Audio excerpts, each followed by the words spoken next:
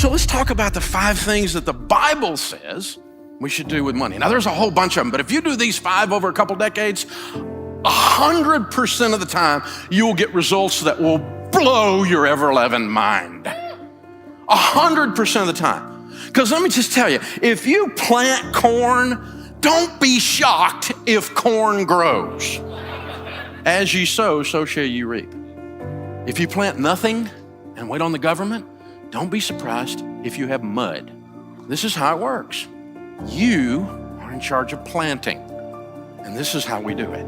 The first thing is you get on a written plan. We call it a budget in the financial world. Don't build a tower without first counting the cost, lest you get halfway up and you're unable to finish, and all who see you begin to mock you and say, this man began to build and was unable to finish. Don't build a tower without first counting the cost. My friend Zig Ziglar used to say, if you aim at nothing, you will hit it every time. My friend John Maxwell says, a budget is people telling their money what to do instead of wondering where it went. Winning is an intentional act. When the Super Bowl is over and the little reporter runs over and says, how did you win? The guy never goes, I don't know. I just got off the bus and this thing happened. Getting to the Super Bowl is an intentional act over decades of developing your skill. No one accidentally grows a bumper crop unless it's weeds. No one. So plant something, control the process, control the controllables, write it down. This is my plan. I'm gonna take care of my own household first, and we're gonna live this plan out, and we're gonna do this thing. It changes everything. The second thing is you need to get out of debt. Now, we knew Dave Ramsey was gonna say this. That's a fairly predictable thing coming out of my mouth. But here's the deal. The borrower really is slave to the lender. The rich rules over the poor, and the borrower is slave to the lender. I've experienced that. I lost everything because I let other people have control over my life. You know what that's called? A master. Well, Dave, I don't know if I agree with all your theories about debt. It's America. You have the right to be wrong. My old pastor used to say, a man with an experience is not at the mercy of a man with an opinion. I've led more people out of debt and into wealth than anybody breathing on the planet today. And I'm not bragging. I just showed them how to do it. And so we're going to get out of debt because it's no fun trying to be married like this, right? This is crazy, you guys. We're walking through our lives where all the money comes in, all the money goes out, and only the names are changed to protect the innocent. We make tons of money and we have none, and we can't figure out why. I know why. You gave it all to a financial system that's designed to take it from you. You surrendered it. And we've got to stop. So I quit borrowing money, period, for anything, for any reason. And this weird thing happened when I didn't have any payments and I made an income. I had money. It was so strange.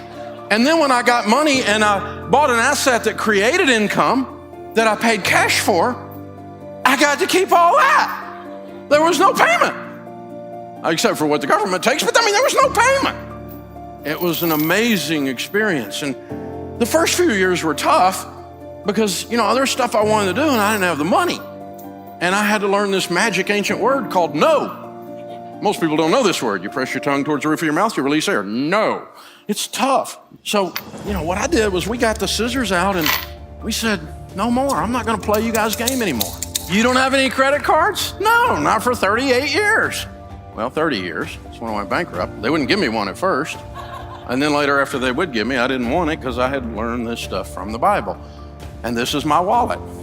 Green president's faces, 4 pieces of plastic, my debit card on my business, my debit card for my home, my driver's license, and my handgun carry permit. I had a guy call me on the radio and he's like, you're gonna kill me. My truck payment. I said, how much is your truck payment? $763. You have a $700 truck payment? Yeah. I said, how much is your house payment? I live in a double wide, $550. I said, dude, if your truck payment is bigger than your house payment, you might be a redneck. The borrower is slave to the lender. You gotta sell that truck, dude. It owns you. You don't own it. It sounded good at the time. And you and I both know the reason you called me is you just wanted somebody else to say it out loud with you, who's also done stupid, because I know what stupid looks like. Son, that's stupid. That truck's got to go. You're saying I got to sell my truck? I said, what'd you just say? Of course I said you sell your truck. Thing owns you, man. This is crazy. Get you a truck that you can own instead of it owns you. This is just crazy.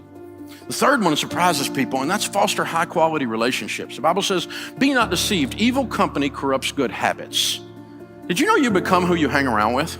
Studies say that your 10 closest friends over the next decade, your income will be within 10 to 15% of the average of your 10 closest friends. And some of you are going, I need some new friends. Well, maybe. I mean, you don't let your little son, your little Johnny run around with a weed head down the street, because you know if you do, he's going to turn into a weed head, right? He comes home talking language we don't talk in our house. You go, where'd you pick that up? Because you didn't pick it up in here. You become who you hang around with. Be not deceived. Evil company corrupts good habits. So hang out with generous people and you will be generous people. Hang out with people who treat their wives with respect, men, and you will find men who treat their wives with respect, and you'll start treating yours that way. It's an amazing thing that happens. It's a weird thing that happens. So choose carefully. Now, I'm not talking about being nice to someone or snubbing other people. I'm nice to anybody. I love people. I love people that are wrong even. I love people, okay? But I'm talking about my crew, the men in my life that shape my language, the men in my life that impact my spiritual walk, my generosity, my thinking in business, and my acumen. Who are the men in my life that are doing that? Ladies, the same thing for you. You're gonna become who you hang around with. The next one is save and invest. See, if you don't have any payments and you got a plan, the first thing you're gonna wanna do is save and invest, because in the house of the wise are stores of choice food and oil. And the rest of that proverb says, and a foolish man devours all he has. If you spend everything you make, biblically speaking, you're a fool. But I have been a fool, big red arrow, fool, fool, fool. I know what being a fool feels like. It feels like being broke, because I spent everything I made. Because I've always been able to make money, I just wasn't able to keep it. I always thought I could out-earn my stupidity. And I tried it for a long time, it doesn't work. Save and invest. You're saving for an emergency fund first. Save 3 to 6 months to get ready for maybe something like a rainy day. Right? Man. I mean, what if you had no payments and a big $20,000 emergency fund in 2020 happened? Or what if you had $20,000 in payments and no money for emergencies in 2020 happened? Do you have two different results? The answer is yes. In the house of the wise are stores of choice food and oil. And then that leads you to the position to be incredibly, outrageously generous. It's hard to be generous when you're broke. You can be generous and smile and open the door for somebody. But I'm talking about writing a check to feed hungry babies. I'm talking about buying a single mom a car. I'm talking about you can reach over and pay somebody who's struggling's light bill through the end of the year. I'm talking about outrageous, even sometimes spontaneous generosity. And you can do that if you're not broke. And if you've got your stuff taken care of at home. If my light bill is paid, I can help somebody. If I'm still fretting over here, I don't even see them. So I want you to try this next time there's a holiday, maybe Easter or Thanksgiving or something like that, and you're driving to grandma's house with the kids. Now you're gonna go have a big feast that day, but on the way, I want you to do something crazy. I want you to stop at the Waffle House. Leave the kids in the car, the motor running, pull up in front of the window so you can see inside and the people in your car can see inside. I want you to go inside by yourself, leave them out there, they'll be running their mouth anyway. Kids, put the screens down, watch this. Go in there, have a cup of coffee at the counter. She'll come to the counter, she'll pour your coffee. This is Thanksgiving morning. You know who's working on Thanksgiving morning? At Waffle House. Pay for your coffee, and I want you to take 3 or 4 of these Uncle Benjamin Franklin pictures, $100 bills, and I want you to slide them on the cup and slip out. Go out in the car, tell the kids, hey, watch God work. Watch what God does when he shows off. She'll come over, she'll pick that stuff up, and she'll look at it.